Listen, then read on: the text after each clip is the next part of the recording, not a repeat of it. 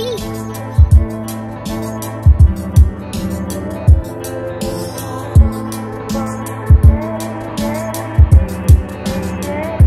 What's up guys, I'm Suman from Phone Stein, and in today's video let's take a look at the benchmarking scores for the 80,000 rupee PC build that we did like say 3 weeks back.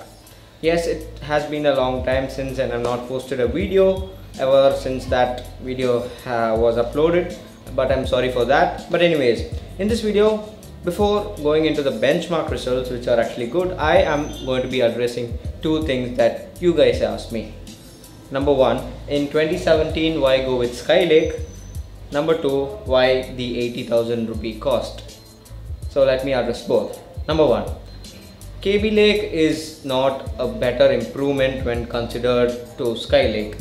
Yes, you get some improvement, but that is not going to be a drastic improvement. Like, it is just going to be a marginal 5% to 10% increase in the performance, and spending extra cash on that is not actually good according to me, and that's why I went with Skylake. And since Skylake has reduced in price right now, that's why I went with the Core i5 6600K. Number two, why is this PC with an i5 and GTX 1060 3GB costing 80,000? And the simple reason for that is, after GST, the prices of parts have increased. Yes, and the total building cost of this is actually around 75,000 or 76,000, and including the custom cables that you see in this video, together combine up to 80,000. Now I think I've addressed your two important questions, and if you haven't seen the build video, which is actually awesome, it will be in the links down below, or it will be somewhere in the cards above here, and you can check that out because it is freaking amazing. So without wasting any time, let's get into the benchmarks.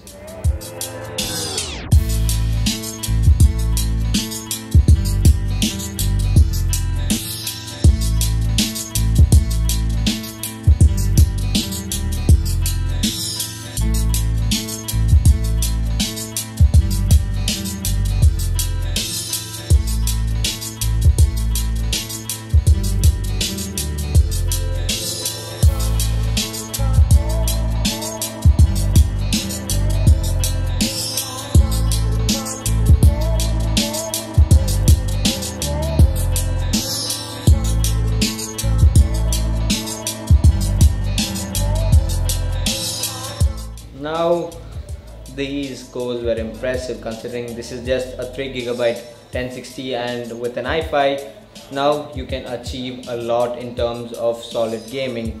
And yes, 1080p video edits can also be done on this, so again, don't expect 4K. 1080p is definitely going to be fine in this smooth and no problem at all.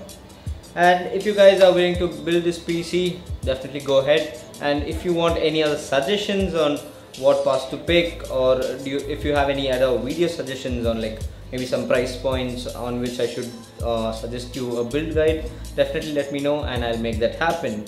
And stay tuned, because the much awaited review of the Oneplus 5 after 3 months is coming soon. So thank you for watching, and this is Suman signing off. Once again, catch you later.